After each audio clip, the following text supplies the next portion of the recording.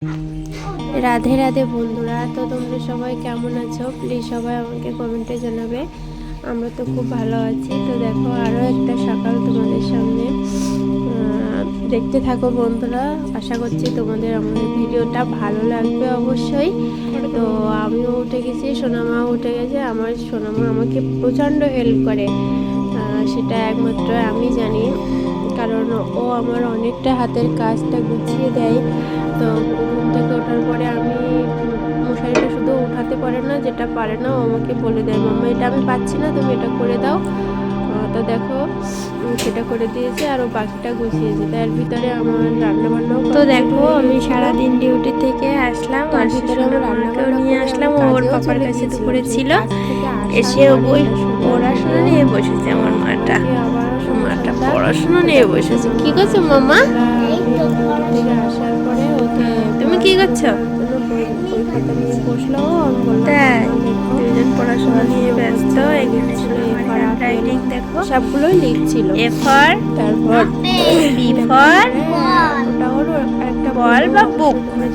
তো ঠিক আছে, পড়তে থাকো মামা, আমি ওদিকে রান্না বান্না করব, আবার তোমাদের সাথে পরে খেলো। ওকে, রাত্রে আবার রান্না বান্নার জন্য রান্না করার জন্য। তো এটা রাত্রের রান্না, রাত্রে মাছ দিয়ে ছোট কচু দিয়ে রান্না করেছিলাম। আর ওর পাপার ফ্যাক্টরিতে, ওর পাপাকে কোম্পানির মালিক, তো ওর পাপা ফ্যাক্টরি থেকে দোসা দিয়েছিল, সেই দোসা নিয়ে আসলো ওর জন্য। তা ও বসে বসে খাচ্ছে। আগে একটাও খেয়েছিল, তখন আমি ভিডিও করিনি, এটা পরে আর একটা দিয়েছি, সেটাই ও খাচ্ছে। তো হ্যাঁ, ও আরেকটা কথা, তো আজ আমার নববার্ষিকী, সেটা আমার মনে ছিল, কিন্তু দিন আজকে যে 17 তারিখ সেটা আমার একদম খেয়াল ছিল না। তো কিছু করার নেই, সন্ধ্যের টাইমে আমার হঠাৎ মনে পড়লো যে আজ তো 17 ফেব্রুয়ারি, এই দিনে আমাদের নববর্ষিকী হয়েছিল। তারপরে আমার পাপাও ডিউটিতে ছিল, আমিও ডিউটিতে ছিলাম। তো আসার পরে ওর পাপা সব কিছু এই ছোটো আয়োজন সব কিছু ওই একাই অ্যারেঞ্জ করেছে, আমি ওর জন্য কিছু করতে পারিনি, আমার জন্য সব কিছু করেছে। তো এটা ওখানে থাকলো, আমি সময় করে ওর জন্য একটা কিছু এনে দেবো। ওর জন্য একটা কেক এনেছিল আর অনেকগুলো গিফট এনেছিল, অনেক খাবারে যেগুলো আমার ভালো লাগে খেতে, চিপস, জুস, চকলেট। তো দেখো, আমরা এখানে কেক কাটিং করছি। দেখতে থাকো, সোনামাও জ্বালানোর জন্য চেষ্টা করছিল, কিন্তু চালাতে পারে, ওর হাতে লেগে যাচ্ছিল। বাবা বারণ করছে, দেওয়া আমাকে, হাতে লেগে যাবে, হাতে ছেঁকা খাবে।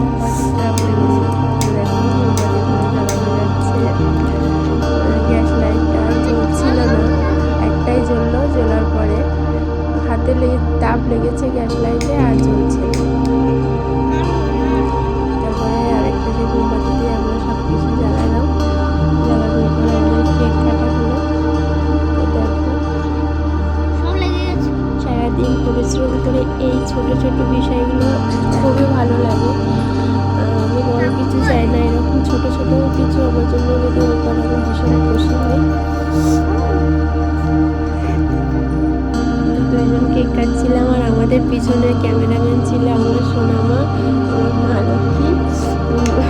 ও আমাদেরকে ভিডিও করে দিচ্ছিল, আর আমরা যে অনেক দূরে চলে গিয়েছিলাম, ক্যামেরাতে অনেক অতটা ভালো আসেনি, প্লিজ কেউ খারাপ ভাববে না, ছোট মানুষ ও করেছে, এটাই আমার কাছে অনেক বড়।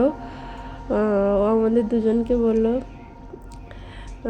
কেক কাটতে, তারপরে ও আবার এসলো আমাদের কাছে, আসলো ও আর আমি কেক কাটলাম, আর ওর পাপা তখন ভিডিও করছিল।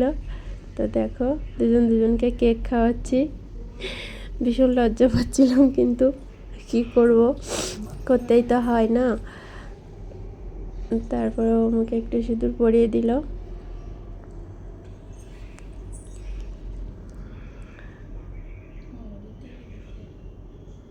দেখো, তারপরে আবার সোনামা আমার পাশে চলে আসবে। দেখো, এই দেখো, আমার মা লক্ষ্মী চলে আসলো, এসে আমার সাথে আবারও কেক কাটলো। কেক কাটছে, মোমবাতি নিভাতেই পারছে না।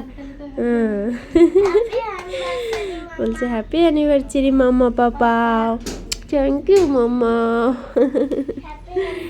তো দেখো সোনাম আর আমি এখানে কেক কাটলাম, বলো ওকে কেক খাওয়াচ্ছি। আর ও তো কেক খেতে খুব খুব প্রিয় ওর কেক। আইস কেক হলে তো আর কোনো কথাই হবে না। এখন আমার পাপা আর আমি ওর সাইডে কথা বলছিলাম, আর এই সুযোগে ও কুপ করে কপটা কেক খেতেই থাকছে। এবার আমি ওর কাছে বললাম আমার গিফট কই, তা একটা ওর পাপা আমার জন্য একটা নেল পালিশ, একটা ক্লিপ এনেছিল। ক্লিপটা সত্যি খুব সুন্দর। তো আমাকে বললাম থ্যাংক ইউ মামা। তো এরকমভাবে আমাকে ভালোবেসো, আর কিছু চাই না আমার। তো এটা হচ্ছে রাত্রের খাওয়া দাওয়া। রাত্রির খাওয়া দাওয়া শেষ। রাত্রি খাওয়ার পরে আমি বসে বসে আপেল খাচ্ছিলাম। তো সবাই ভালো থেকো, সুস্থ থেকো, এই আশা করি। তো ভালো লাগলে অবশ্যই আমাকে লাইক করবে, কমেন্ট করবে, সাবস্ক্রাইব করো, আমার পাশে থেকো। তো সবার সুস্থতা কামনা করে আজ এইটুক। সবাই অনেক অনেক শুভেচ্ছা আমার এই রাখি লাইফস্টাইলে। টাটা বন্ধুরা, বাই বাই।